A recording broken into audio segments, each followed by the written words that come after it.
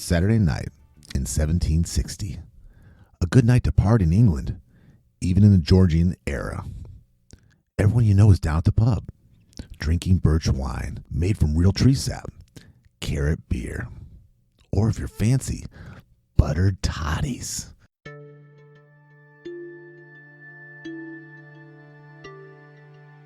It's chilly in Middlesex County. The ground is damp and muddy almost year-round. A space heater in the 1700s is just a burning log. So naturally, you'd be at the pub too, right? Getting warm and getting your toddies on. But not if you're frugal. No, if you're a miser, you stay away from the expensive liquor and opt for cheap beer instead. Maybe take a watered-down ale to go. Or maybe you take the cheapest, most miserly option of all, drinking a tall mug of rainwater from the barrel under the pub's gutter. And if you're Daniel Dancer, the most notorious penny pincher in history, you skip the pub altogether. You walk barefoot through the mud so you can look for bones along the roadside.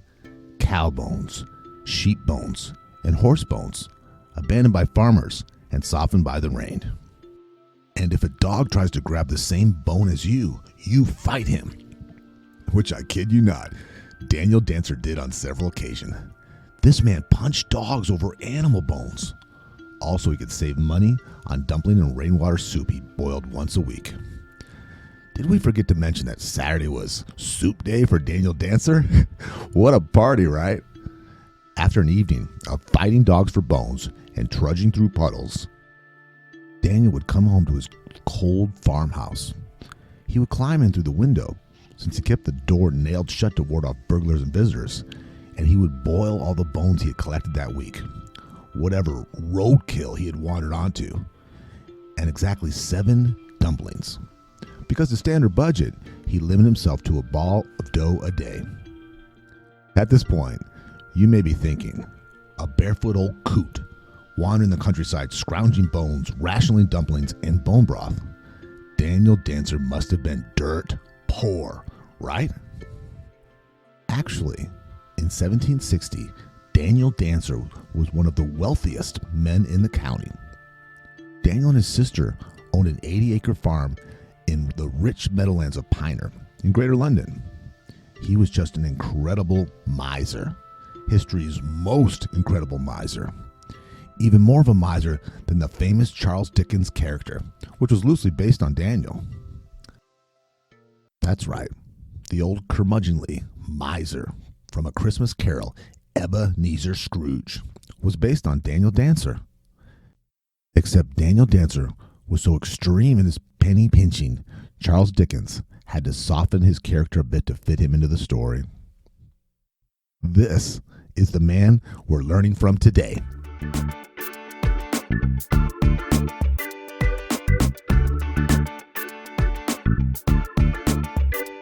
You're listening to The Re-Engineered You. This is a podcast about self-empowerment and all the myths, lies, and misconceptions we tell ourselves. Then we use science and history to bust those myths and re-engineer a better you. I'm your host, Todd Lemense, the extrovert. And I'm the writer, researcher, and introvert, Joe Anthony, whose job it is to dig through the outer layer of no-daw on the internet and get to the facts. Extreme cheapskates, penny pinchers, and frugal living have all come up in the national zeitgeist lately. None of us want to be caught dumpster diving by our coworkers, and it would ruin our lives if a date saw us fishing the takeout box out of the trash. What if the bag has just been replaced, though, so it's clean, and, the takeout box wasn't open? Even then, Joe. Let's face it, being a miser is kind of gross in today's society. Pinch too many pennies, and potential romantic partners will think you're poor. Friends will stage interventions, and if you're really, really shameless about your miserly habits, you'll end up on TV. On the other hand, maybe penny pinchers get the last laugh after all. There are plenty of YouTube videos of misers bragging about getting a week's worth of groceries for $5 by clipping coupons. Or 30-year-olds who are retired because they ride upcycled bikes to work and live in sheds. On The Re-Engineered You, we want to ask, how cheap is too cheap? And to find out If saving fast food napkins for 20 years is a warning sign, we have a few myths to bust. Myths like: Myth 1. Is penny pinching a mental illness? What if I secretly wish I'd go through life with zero overhead? Or is it better for our mental health to savor life and splurge a little? Myth 2. Is being a miser unattractive? We all know wealth is sexy. But is there enough cash in the world to outweigh the unsexiness of stealing breadsticks from another table at the restaurant?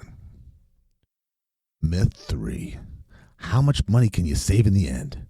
Do penny pinchers end up retiring to discount mansions? Or would it have been better to splurge on improving themselves and thickening their revenue streams? We're going to find out if penny pinching your way to a fortune is as satisfying as spending it.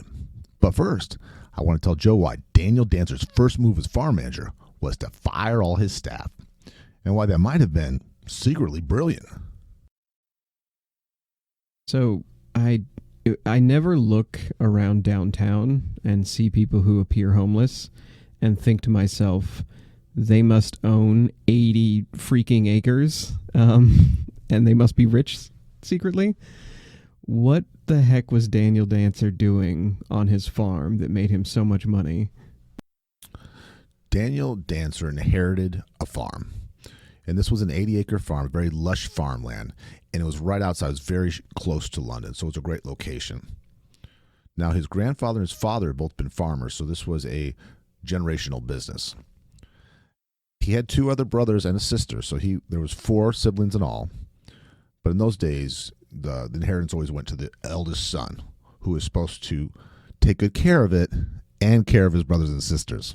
So went to the eldest son, not the craziest son by law.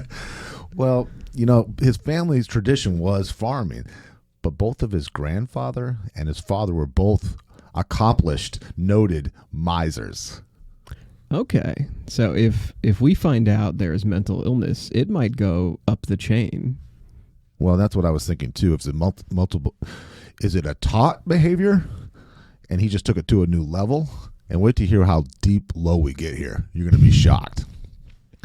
But okay. As soon as he inherited the farm, now keep in mind his father and grandfather were pretty miserly too, so they ran a pretty lean crew. They didn't have just people sitting around collecting paychecks. He fired all of them, and because he just couldn't stand the thought of paying anybody. And so getting rid of them, they couldn't have as many different crops. They couldn't have livestock and stuff. So they ended up farming just hay. Oh, okay.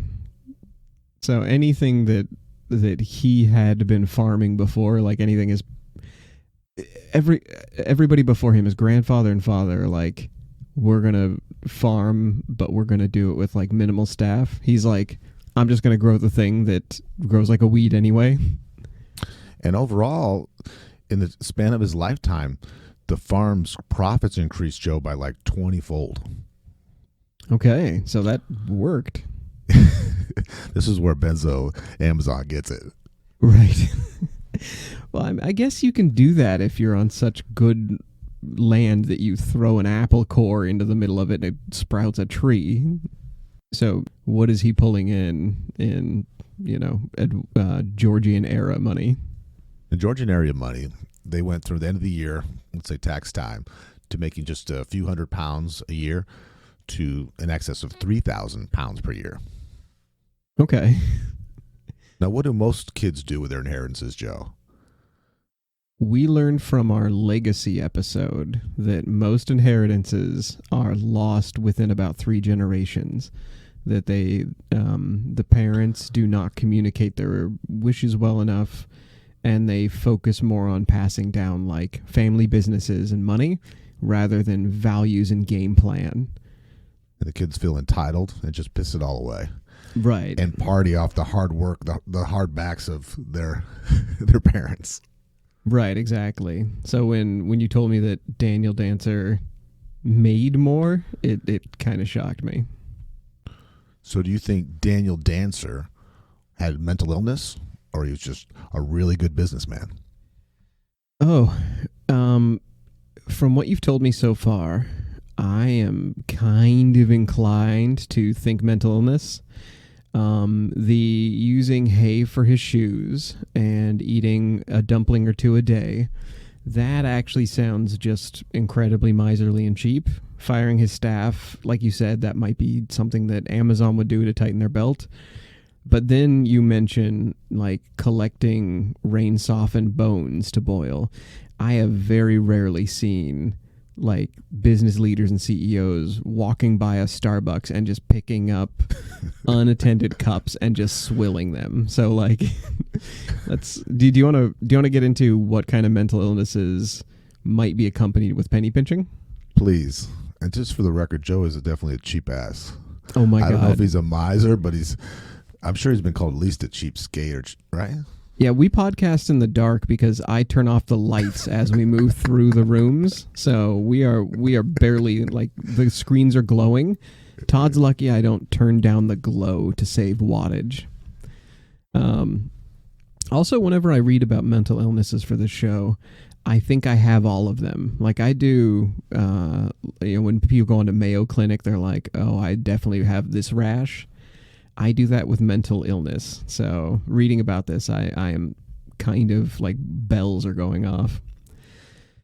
But I will ask you to tell me whether or not I seem to, if I portray any of these. So we're going to start with OCPD.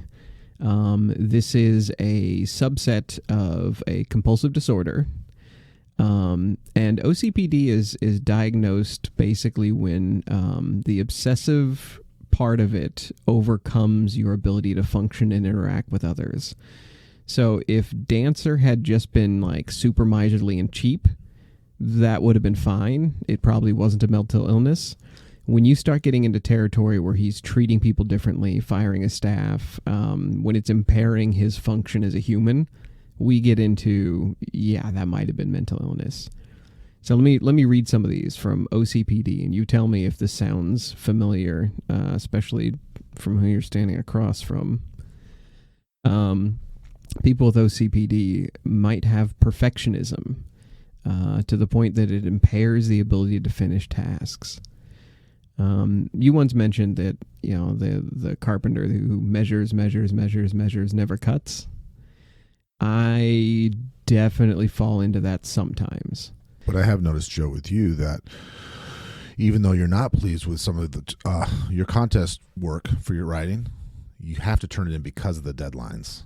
Yes. And I wonder if you didn't have those deadlines, if they just would never get completed, because some of your book projects haven't got all the way completed because for you they're just not good enough. Right. If there wasn't a deadline in front of me, I'd have and would hold on to those forever. I've seen other people who reading through this, I've seen people who are perfectionists in that the car they're fixing up never leaves the garage, not because they're trying to save it from the rain, but because they're not happy with it. I've seen people who hold on to reports and things like that. So this one's an easy one to look at and be like, yep, that's me. I think a couple of our listeners might have these. Here's one that might bump people. Stiff, formal, or rigid mannerisms. Now, that doesn't mean that like my stiff, high British collar and the way I made Todd kiss my ring on our way in. That's not the rigid mannerisms we're talking about. We're more meaning like they have to have things a certain way throughout the day. Like you sit in one spot on the chair. You don't let people move your things. Being extremely frugal with money. That goes without saying. Me and Daniel Dancer just high-fiving it to the bank on that one. An overwhelming need to be punctual. I've got that a bit. How about you? Do you try to be... what's the old saying?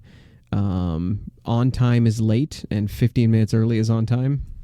I'm always early, and it's not because I'm disciplined. It's just because I don't like the anxiety of being late or even running late. Right.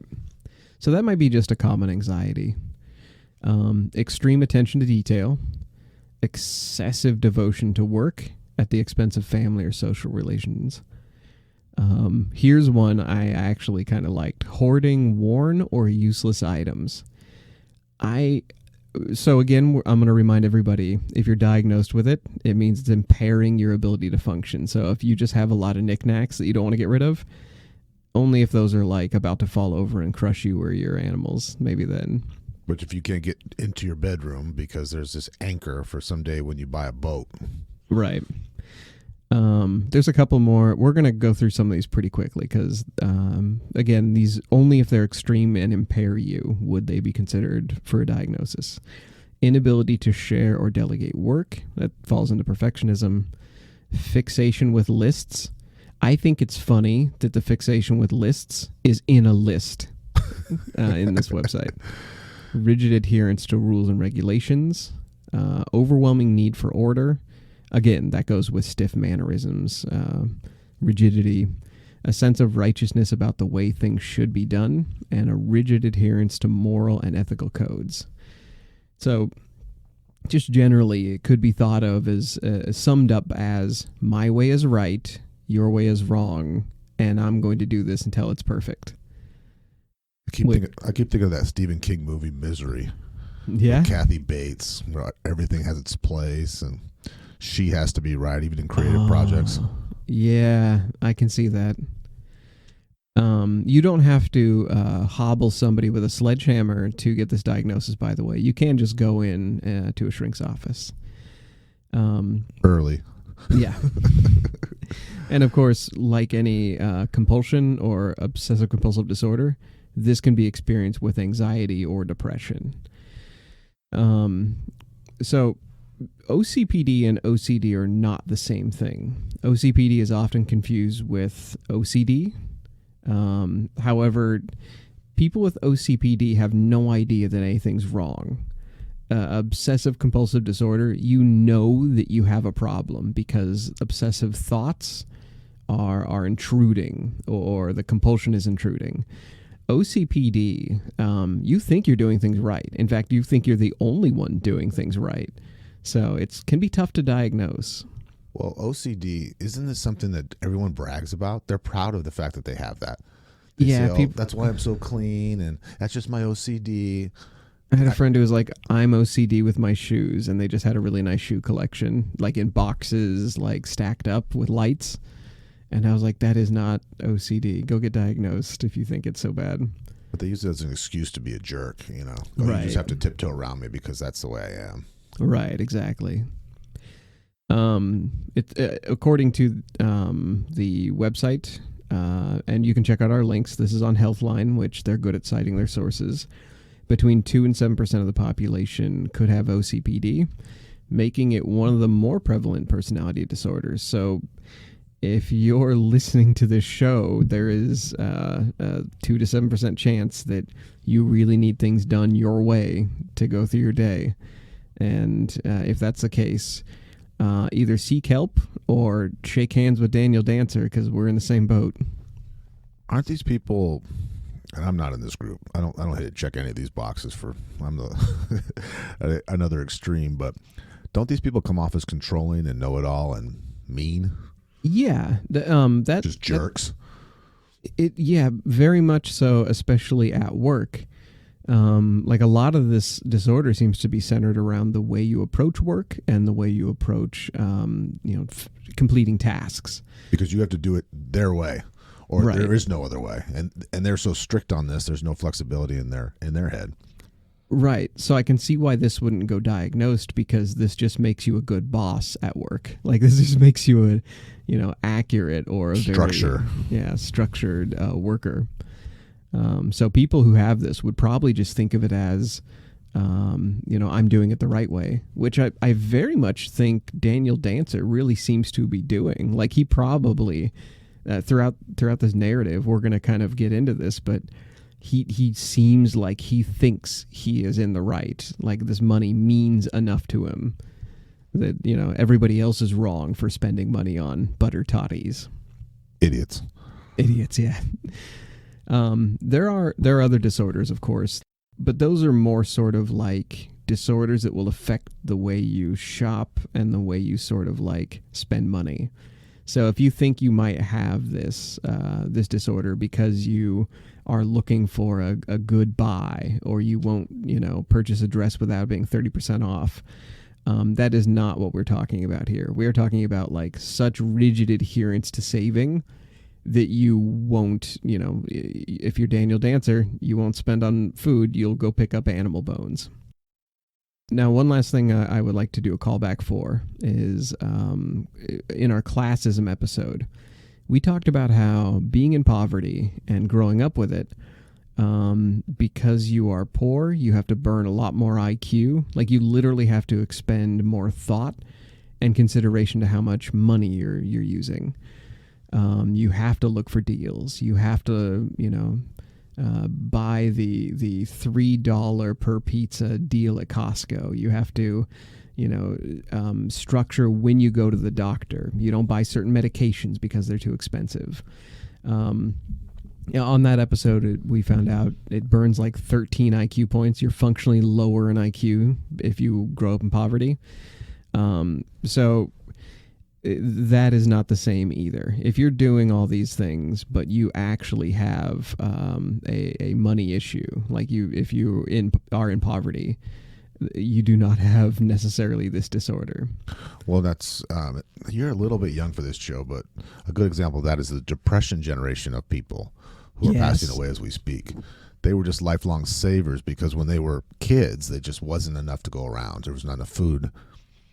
Right. You stack money in the walls. You hide things in the mattress. You stock food in the pantry, in dry good bags. So yeah, that is also not quite the same. However, if you do that nowadays, you can have a compulsive disorder.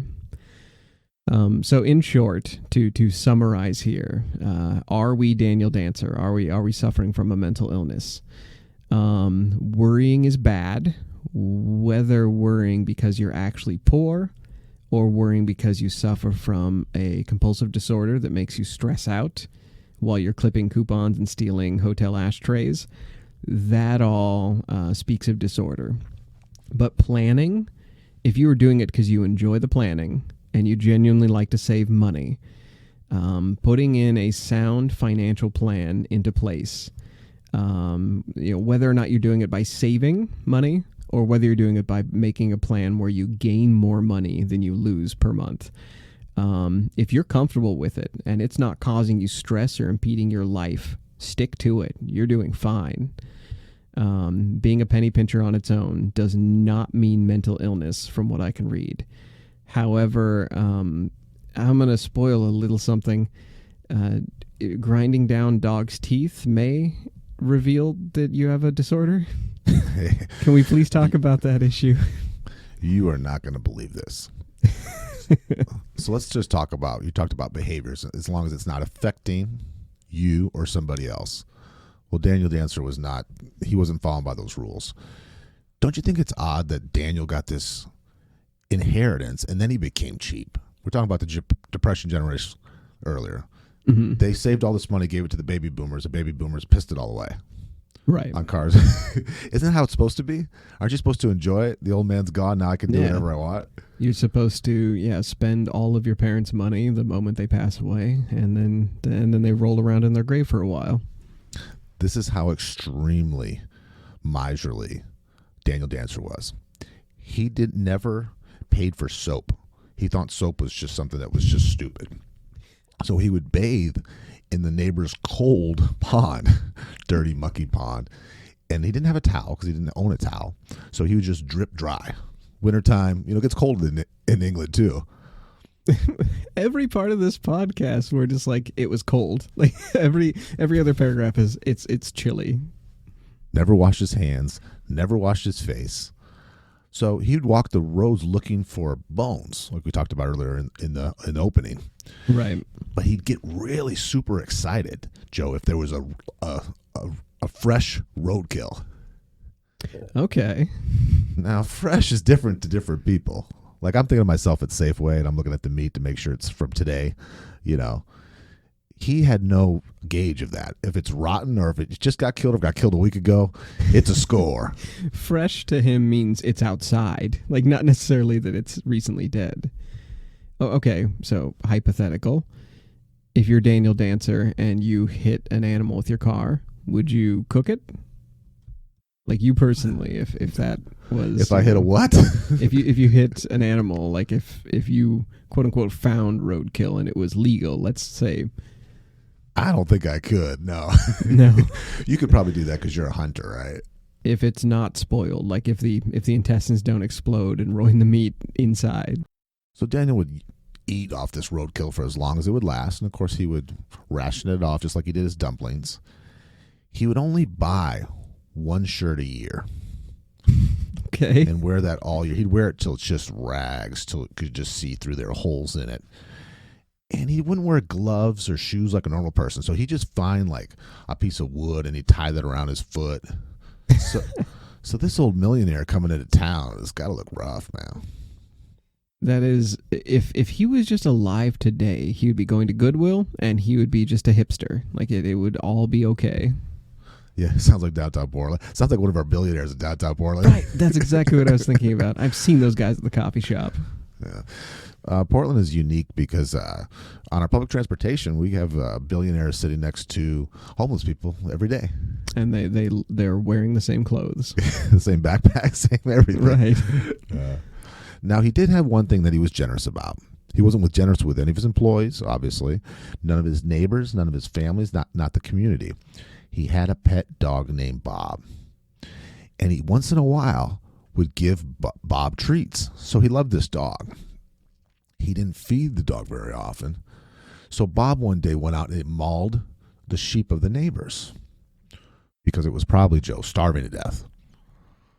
So he was a dog person, but he wasn't a feeding the dog person. Yeah, but he was nicer to the dog than he was to himself almost with the treats and stuff. He would never have a treat. Okay. So the neighbor said, listen, the sheep is worth money. Your dog attacked it, killed our sheep. You need to pay for it. So Bob refused to pay for the sheep. And I can't even explain this. He filed down his own dog, Bob's teeth, so the dog could never kill another sheep and that he wouldn't have to feed his dog ever again. Okay. I gotta lay down for a while. I mean, what a sick fuck, right? I guess we declaw cats, but that is so wild. And now he did have his sister did live with him in this very, very unkept house. She kind of lived the same lifestyle as he did. She looked up to her big brother, and she liked the miserly life. She liked the rundown house. She kind of took care of things. Something that he got a lot of criticism for was she was ailing. She was not doing well. He didn't know exactly what was wrong with her, so family, neighbors were begging him to have a doctor come check on her. He didn't, and she ended up succumbing to an illness because she didn't get medical attention. Okay. He didn't even know what it was going to cost. He didn't even want the cost of the doctor coming there to look at her. And so he just allowed his little sister to die. That is tragic. I'm surprised his solution for her health wasn't go get in this cold creek and we'll file down your teeth. Oh boy. How much? Okay. How tough would it have been to play matchmaker for Daniel? Oh my God. You'd have to really put on he's got a big farm and a lot of money part. He's got so much money. He's in great shape. Couldn't be too heavy, right? He's got a nice body, thin. Right. Rail thin. So he's middle-aged man. His sister dies. So ladies, the field is open. There's a Daniel Dancer with a farmhouse here. Daniel is on the market now. You have some roadkill dinner with him. Right. In the dark. Yeah, every conversation would be about saving money. Okay, so do you want to ask what would it have taken to get Daniel married? What would it have taken to get him, if not a wife, to our modern eyes at least, what would it have taken to get somebody attracted to him? Yeah. If it is our goal in life at some point to find somebody who is financially stable to marry. If you want somebody who is at least good enough with money to where they won't spend, everything you have and run off to Vegas and gamble, or shopaholic their way to a red bank account. You want to talk about the inception of this episode. What do you think is the importance of having somebody who is financially stable versus having somebody who's too cheap, too stable? Well, you want someone who's going to show you attention and spoil you once in a while. But like you said, you don't want someone who's got a gambling problem. But you don't want someone who saves money all the time and you never, ever, ever have fun. So you and I were trying to figure out that balance. Right. And I know you talked about in your own life where people being critical. In your family, it was a way of life. Being critical was seen as intelligence. Right. But then in your social performance, it's become off as really negative. And I think saving money comes off as what? A great skill set, something you look for, something you seek out. Oh, totally. It's like you said, this is Portland, so we have a very good metro system.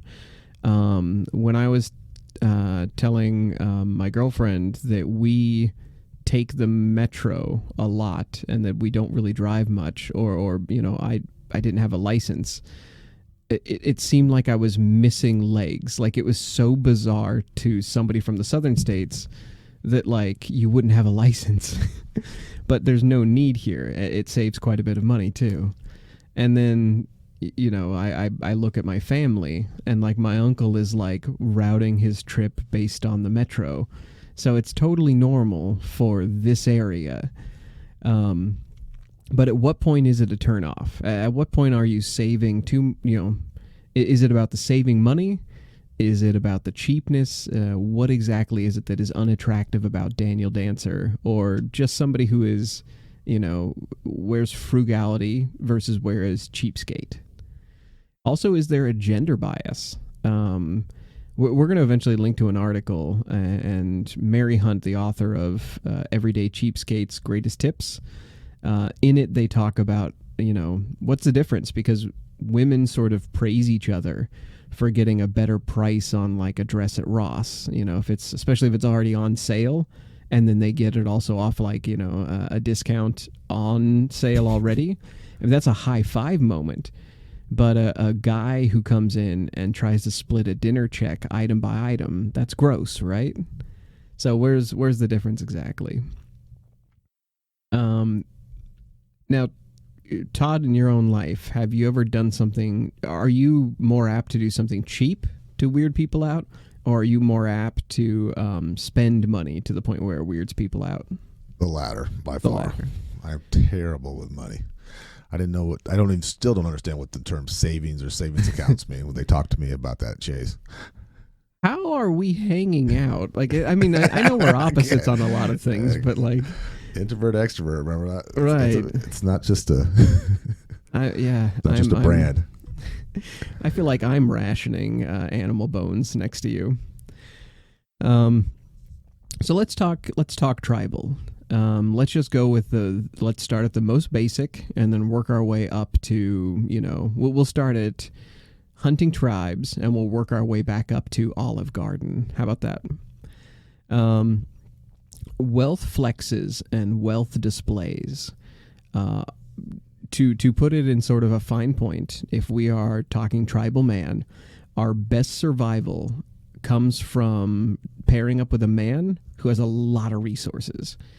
And this isn't just sexual. This isn't like a gold digger statement.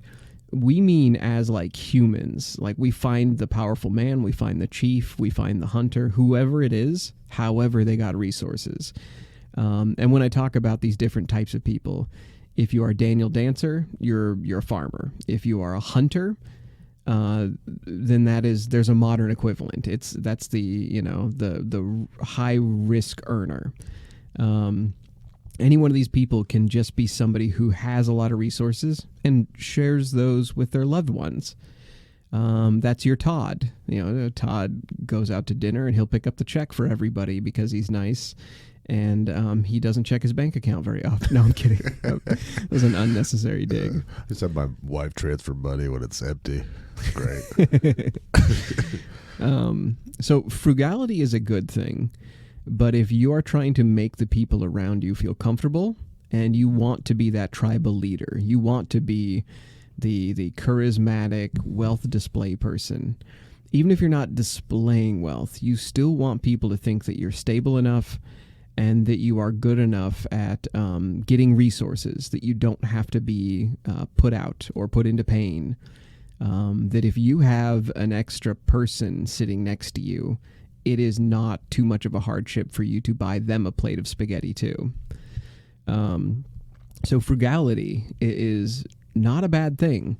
If you go around and you turn off all the lights in your house and you live alone, that's fine. That's just saving money. If you clip coupons, also fine. But not when it's done in public, in a way that signals to other people socially that you do not have enough tribal resources for them. That you can't afford to have them as friends or as mates or anything like that. Basically, if somebody sees you splitting the check or digging fast food out of the trash, that is seen as ugly. That author we referenced, Mary Hunt, she writes the following, quote, always be a fragrance, never become an odor. If the things you do to save money embarrass people, do them when it's not around them. Stay gracious and you'll win them over eventually. Remember, you'll be the one with the money. We talked in another episode how charisma basically is power plus warmth, and we got that from the charisma myth. There's nothing quite so warm as sharing your bounty, as letting somebody else sit at your dinner table with you and passing them, food. Food is a very easy way to display warmth and power, and we see that when we go out to eat at Olive Garden. And this goes for men or women. If you're sitting on a mountain of food come winter, you're the hero. You're attractive. It doesn't matter what you did to get it, whether that's you have a good revenue stream, you're a high-risk hunter, or if you did it by saving acorns, one acorn at a time. Wealth is attractive. But if somebody is not willing to share their acorns, well, that's just dark. In your reading, do you know if Daniel was like, did he share food or anything at all with like guests? I know he had a couple of friends. He had one friend named Griffith, who was like a 60-year-old kind of recluse, homeless person who lived the same kind of life. Just this, what do you call it? I guess we could call it minimalist lifestyle if we were giving this a today's spin on it. Right. So his neighbor her name was Lady Tempest.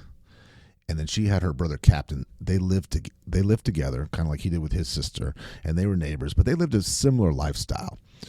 So they weren't having wild parties. He wasn't having them over for lobster feast and stuff. They would just spend time together. And I didn't read this anywhere, but probably brag about how their savings. Yeah, how they're saving and how they fix this so they don't have to fix this kind of thing. How resourceful they were with zero funds. They're all just growing hay and weeds. Do you know if they ever hooked up? Like if Lady Tempest and Mr. Bathes in a Creek ever got together? You're very interested in this guy's romantic life. I am. I need to know that. I need to know that a miser can find love, Todd. They were friends. They were friends, okay. And they cared for each other. So I would say yes, they slept together. It would make you happier, right? Yes, there's no proof of that. I am. It's like me watching. What was that Chernobyl show where everybody is like, I hope this, old woman and this crazy scientist get together. I want love. Doesn't matter who. I want people to fall in love. It's very unlikely because of the way how Dancer treated people, Joe. Okay. He became more, as he got older, as he got richer, he became more and more isolated, and he became more and more paranoid. Okay. To the point where he took boards and nailed up his own doors and windows. So even So people couldn't get in. He had money hidden all throughout his house in the weirdest places, in the walls, in dishes. He boarded it up so much that he couldn't get in and out of the house. He had to get a ladder and climb in through a top window. He didn't have a front door to his own house. And there's there's silver coins bursting out of his teapot and out of his floorboards, and he's crawling in through the window. As far as hygiene goes, Joe, he didn't use soap. He didn't use toothpaste. And so one day, I'm going to tell you about, this is his big windfall. This is on point. Yeah, please. He's walking home, and he finds a dead, rotten sheep. Score. He was so excited. It was half eaten by other animals, but half of it was still there. He took it home, Joe, and he made 12 sheep meat pies. And he was so happy he had food for a month, right? But he was afraid that someone was going to break in and get these rotten sheep meat pies from him. So he built a little box and he locked it up and he carried his sheep meat pies around with him. Oh my God, you are kidding. That can't be. So I don't know what lady would like to go on a date with this guy. And he gives you a piece of his... When I was reading this, I was really hoping that I would be like, that he would find a gold digger. Like I was like, well, there's got to be some woman. What are the statistical chances that some English woman would have been like, I can look past the not bathing, the wearing hay, the eating roadkill. I can look past all of that for his greatest charm, his money. And then someday he'll pass away. I'm a lot younger than him. I'll do my time. Right. This will all be mine, and I'll sell it and be rich. That's what I thought was going to happen. Did you know that the whole stereotype about the young, attractive woman trading her young attractiveness to an old, rich tycoon, that's kind of a myth? Oh, I didn't know that. I thought that happens every day.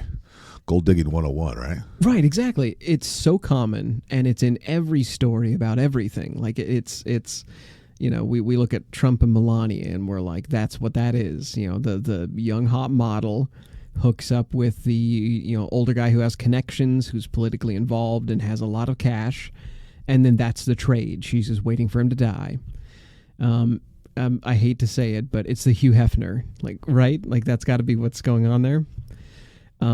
So this comes from a study from University of Notre Dame, and this is Elizabeth McClintock's team.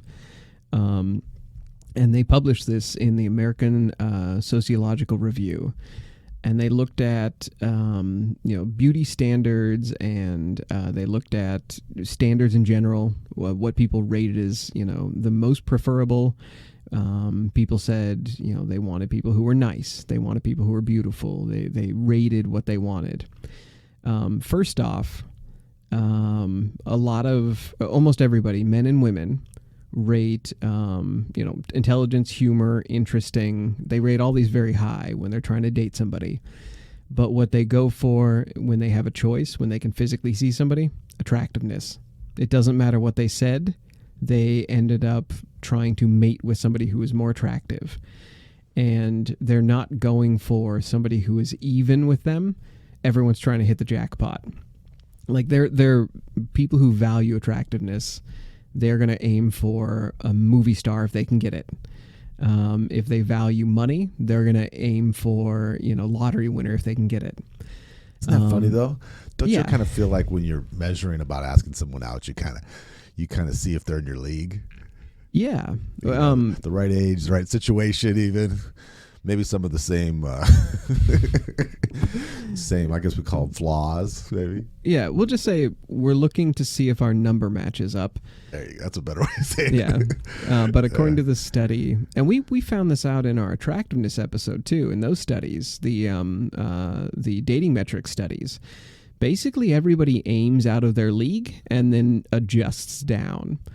But McClintock in this study talked about how outside of ailing tycoons and like Donald Trump, the practical world, basically this doesn't exist where, a young beauty trades her beauty to an older man. What actually happens way, way more often, people match their values. So a woman who is obsessed with attractiveness will find a man who is obsessed with attractiveness. Women who really like nice guys, they will get with nice girls. So whatever your value is, whatever you put at your highest value, you're probably going to find somebody who puts that at their highest value too. And that makes sense. At least to me it does. Now, she goes on to say that the reason why we see so many young, attractive women with older, rich men, it's because first of all, there's the wage gap. So women are earning 70% of what men are earning. And it depends on where you look at your sources, but there is a gap. And then also women are spending more time to look good. So let's say that a woman who is a 6 out of 10 is dating a man who is a 6 out of 10. That man, if he is wealthy and successful, may not brush his hair every day. That woman is going to spend a little bit extra time grooming herself. That man is going to earn 30% more because of the wage gap. And suddenly what you have there is you have a woman who looks kept and well put together and has enough money to get her teeth straightened and her hair done.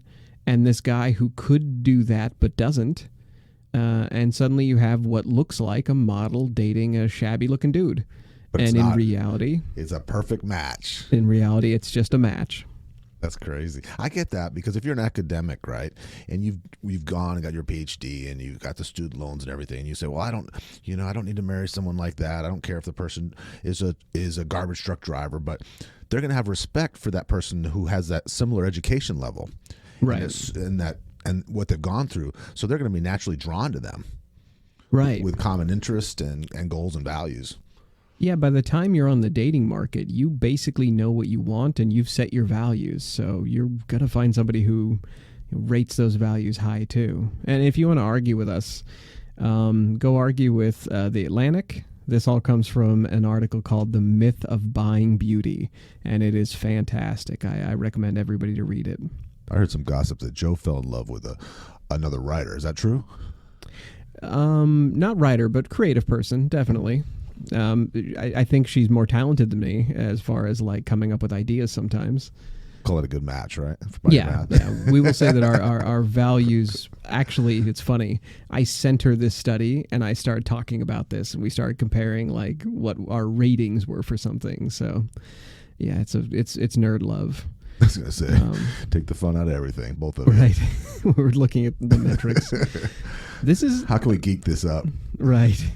Well, I think, so just to joke a little bit more about poor Daniel Dancer, this poor rich fella, he would have had to do the same thing. Like he would have had the same unlikely chances. He would have had to have the internet at his disposal to find somebody who was as cheap as him and as concerned and frugal and willing to die for money. So his odds of finding love, I thought it was going to be really easy. I thought it was just like, oh, find a gold digger. No, he would have had to find somebody who wants to live in a cold farmhouse and eat roadkill, basically. You have to spread a pretty wide web to get that, right? It's not just going to be in a little town. The internet. Yeah, he would have had to have the internet at his disposal. So do you want to hypothetically talk about how much money you and I can save? Well, that's the thing, too, I want to talk about, even though I wasn't trying to come off as I'm more generous. I'm just poor with money. It doesn't mean I don't have serious hangovers from when I spend way too much on stupid shit. And at the end of the month, right. I go, why don't I have enough money for my mortgage? Oh, it's because you pissed it all away. Right. Buying drinks and dinner for other people. What a fool. Yeah. So somebody who spends a lot, they're basically advertising that they are generous. A miser like Daniel, did anyone ever try to rob him? Did anyone that guy never spends, let's knock him over? A group of young men decided that he would be an easy mark. They followed him around, and it's reported that either 4 or 5 men broke into his house late at night when he was sleeping. And remember, he's extremely paranoid about his stuff in his place. They knew that the doors were boarded up, so they found their way in too. But only 2 of them made it out alive, Joe. So They thought this old man was going to be an easy, Holy shit. easy job. He literally killed them to protect his stuff. Okay. This scrawny, old, weak, malnourished man killed some younger men to protect his fortune. I was going to say treasure. how, but then I remembered what you said about nailing the door shut, pulling up the ladder, making them go through traps. Like, he basically, like, that movie Taken, like, he probably, like, gave them a creepy, monologue and then neck chopped them. Freaking Okay. Bruce Willis, tough old man. He's like a Navy SEAL, tough old man. Filed their teeth down before he killed him. Oh. Can you imagine? The light comes on and you see him with his teeth filed down. Oh, he's willing to torture a dog that he loves to save money. What's he willing to do to somebody who goes in to rob him? I hadn't thought about that, and now I wish I hadn't. Okay. I want to give Daniel Dancer a new hobby. Can we just have him clip coupons? Torturing robbers and He doesn't have hurting scissors, dogs. Joe. You're not getting Yeah. this. He doesn't have luxury stuff like silverware. Plastic. No, safety scissors and coupons. Let's do. Okay. Well, if you and I ever take up coupon clipping, have you ever seen the shows or YouTube clips where somebody brags about how much they save clipping coupons? I watch those shows, and I'm always think it's pretty cool. I've seen people go in and like walk out with an entire cart of food for like $10. And I didn't know if that was just for entertainment purpose for the shows that was real, or if that was just like most reality TV, just fictional.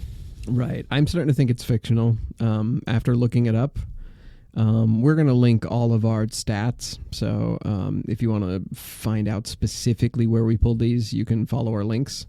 The typical family, if they really get into clipping coupons instead of wearing hay and torturing dogs, the typical family usually saves about $5.20 to $9.60 per week.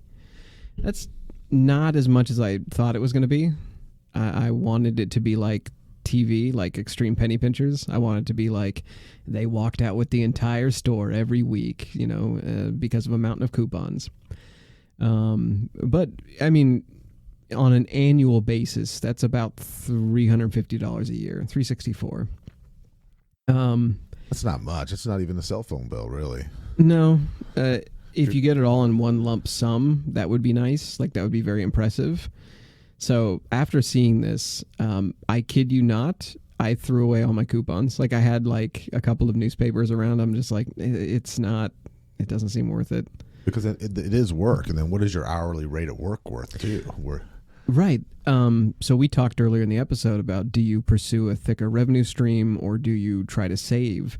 So this just for me, I'm saying there are automatic coupon systems online. You can get web browsers that apply coupons automatically while you're shopping. There are systems that you can do where like you see a sale or you get coupons for fast food that you're ordering. So if you're doing it and it's automatic or it's something you already would be ordering, I'd say worth it. But as far as becoming a quote-unquote coupon clipper, I'm going to go with not worth it for me. Leftovers. How much do you insist on eating leftovers? My wife plans her whole week over leftovers. My wife is so... You want to talk about getting killed. Try to take my wife's leftovers away from her. Or even hint that you might throw it away because it's getting old. I'm gonna go high five your wife because I'm on the same. I plan out a week's. This is where I reveal that the thing that made me most sort of think I might be Daniel Dancer is when it talks about him planning out his week. I will make a pot of food for like 4 days and I'll slowly eat off that. You can save up the fun out of even one of our primal pleasures of eating. Yeah. Why eat? Why hunt fresh game every day when you can just eat roots that you find? Rotten sheep. I saw you licking your lips when I was talking about that. I was getting hungry. Well, sheep pies. And a hutch he carried his sheep pies in. That was locked. I'm just going to... I know it was too early for this. I'm imagining a bike lock. Eating leftovers and staying home, say 2 out of 4 times you would eat a week. If you stayed home, you can save up to $1,000 a year or more. Okay, now this is starting to get there now. Yeah, we're starting to go up. This goes up just so fast and by so much, especially since we're living in what is effectively wartime inflation. Like you and I are podcasting during COVID. So if you stay in instead of eating multiple times a week, or like eating out, I mean, you don't go to a restaurant, the amount you save goes up from there quite a bit. Here's another one, and this is like a dad one. Did your parents ever go behind you and turn off all the lights? Just like grandparents are doing that. That costs money. Right. Yeah, it's a fucking annoying. If you're turning it off to save money, energy and lights are pretty efficient nowadays, especially like modern bulbs. You're only saving about $200 per year by keeping all the lights off. Actually, let me put this into context. The average U.S. household has around 40 light fixtures in their home, accounting for about 20% of their annual costs of the house's electricity bill. So about 20% of your electricity bill is going to be lights. Not huge. You can definitely save if you turn off the unnecessary ones, but that means I shouldn't be reading in the dark to save money. Not like I usually do. So to me, and this is just sort of like what I put together from these articles and what economists recommend, if you want to save money, stop eating out and minimize your monthly expenses. And this is sort of no duh. Everybody who budgets knows this already. But the real chunks come out of your mortgage, your rent, your auto loan, your insurance, cable, internet, phone. If you can figure out which one of those you can cut those instead of coupons, and you're going to save a lot more money in the long term. And I want to push back on this right away. And this is my concern about people who would be too into the not eating out. You start getting more and more that way. So then the few times you do go eat out, you say, look how much this costs. This costs $16. I can make this at home for $1. You literally, your social skills start to decay because you don't use them. Right. You stop going out with friends. You just want to do things that are fun, which I like to go hiking with my friends, which is free and is fun. It's better than spending money at a restaurant just staring at each other and talking about our day. Right. But I think there's a danger in you start cutting this. Well, I don't want to go to the gym. It costs $30. I don't use it enough. And then you get to be you're become a recluse.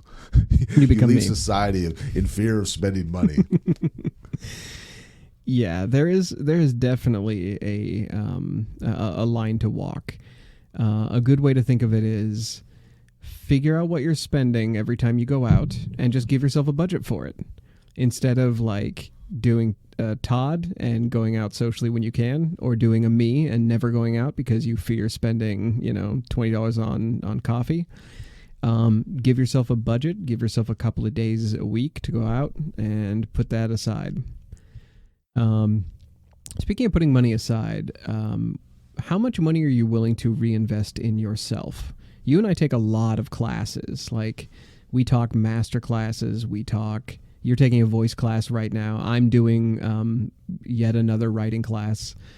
When is it not okay to reinvest in yourself? That's a great question, Joe. Every time I go to do it, and if I was anybody else, I'd say you always invest in yourself. Do the next thing. Take a class. Sign up for everything. Say yes to everything. But when it's me and I have to, push that pay button off my debit card, I think, am I going to get enough out of this that it's worth the $600, $700, $2,000, whatever it costs, or even just the time now as I'm getting older? Just a few hours of my week is as valuable as the money now. I mean, how do you balance that?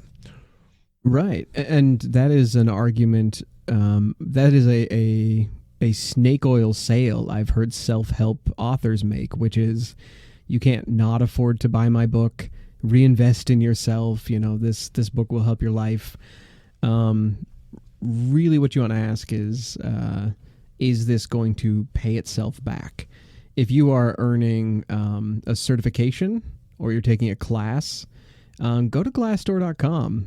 You can find what certifications and classes are worth, basically.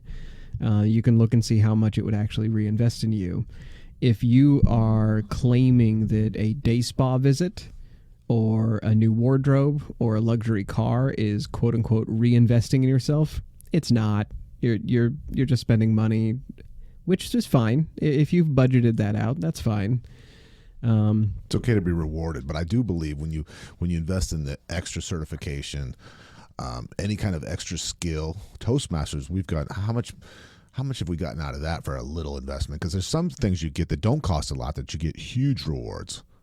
Right. Yeah. There are things that we have done, and the more you reinvest yourself, the more you kind of get an idea of how valuable it is, how much you're growing or learning from it. And you're absolutely right. Toastmasters, it's, the fee was only twice a year, $50 or something like that.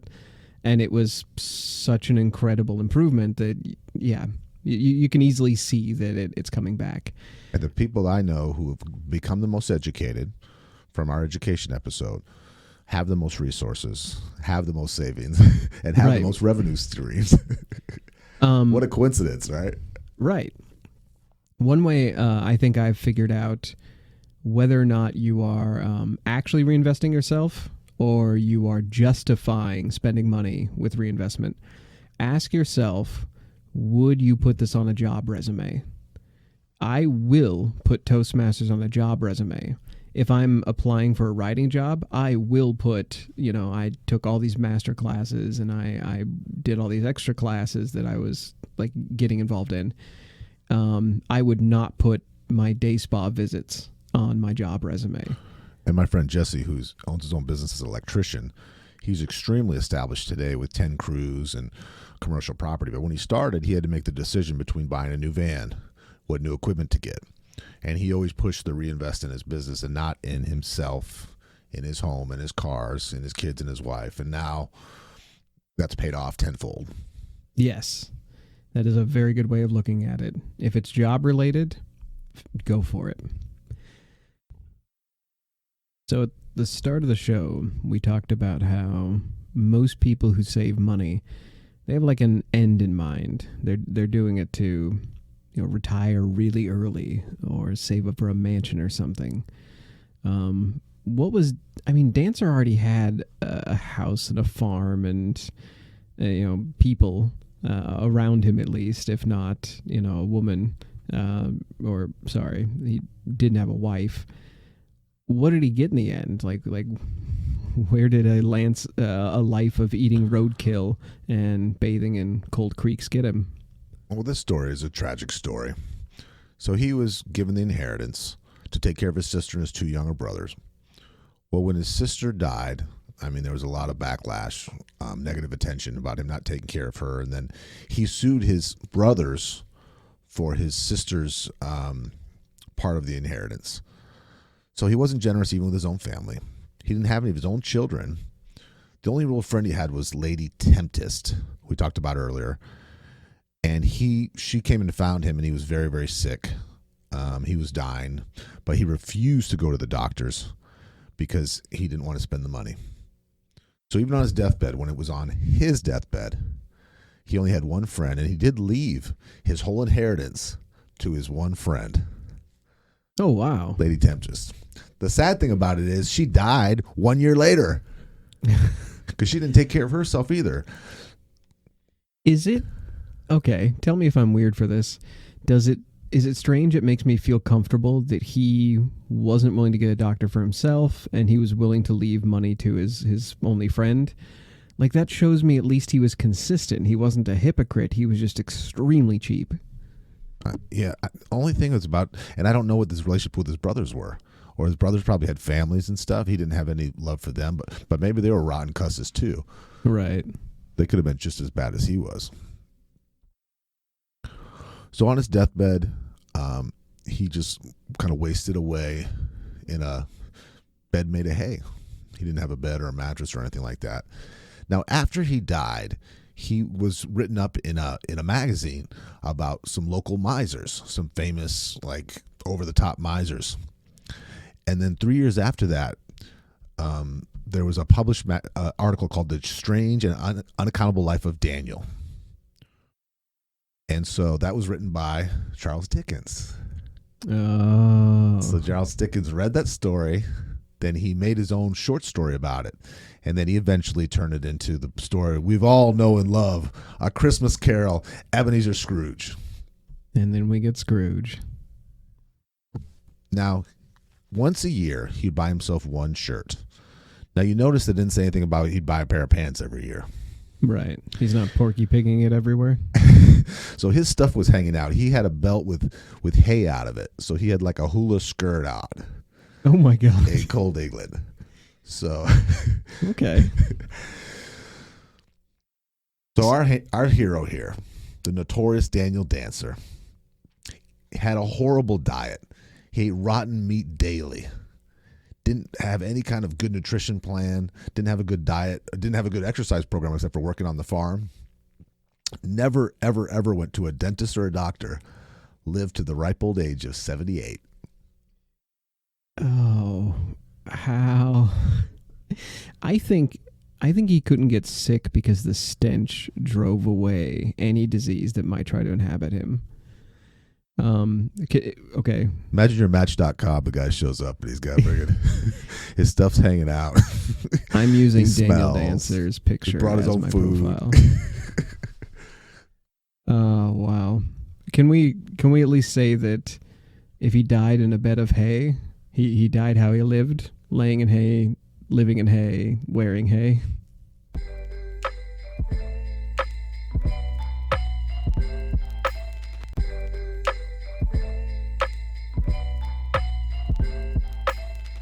Sorry, TLC. It doesn't matter how extreme the cheapskates are. There's nothing wrong with them unless their behavior comes with consequences, i.e., until they're diagnosed for something like OCPD. Until then, it's very possible their miserliness is just a result of living in a city without affordable housing. Being cheap doesn't make you ugly to the opposite sex. In fact, wealth is seen as attractive. And as far as online dating goes, earners seem to pair off with other earners, just like pretty people seem to pair off with pretty people, and nice pairs with nice, etc., etc. But do you know what's ugly across the board? Being cold socially and keeping resources to yourself, especially during a social engagement. Feel free to be a miser when you're all by yourself. But if you expect to split the bill at the restaurant or everyone's pitching in for a friend's birthday, don't itemize the receipt. Just quietly pay your share and recoup it later, alone. Want to save some real money? Limit how much you eat out. Make a list of your monthly expenses. Then decide what you would cut without it hurting too badly. The lesson here is that Daniel Dancer could have been fine as a miser if only he'd been socially generous. If Dancer had hired back his old staff, spent money on his sister, and opened a cheap school, he would have been heralded as a hero for creating jobs. Daniel could still be a miser at heart, too. After all, fighting dogs for bones, wearing hay, and eating dumpling soup, but still being rich and generous. That's just being eccentric and wealthy. Who can't get behind that?